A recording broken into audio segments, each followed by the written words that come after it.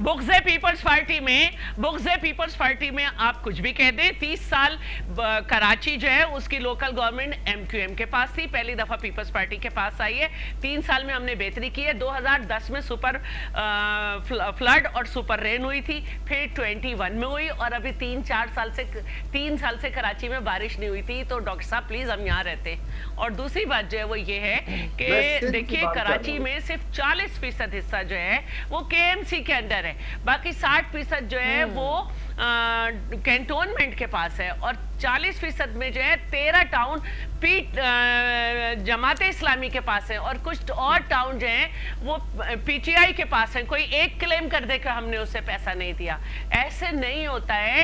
ये 40 mm जो नाले हैं ये पुराने, मैंने आपसे कहा कि खानेवाल से कराची तक मैरी टाइम ट्रॉपिकल डेजर्ट है, इसकी डिजाइनिंग 10 mm के हिसाब से हुई थी। कराची में तो सालाना बारिशें होती ही नहीं है भाई। 2010 में हुई, 21-22 में हुई, और 21 में हुई, और अब हुई है। सब्सक्राइब करें और बेल दबाएं ताकि कोई खबर रह न जाए।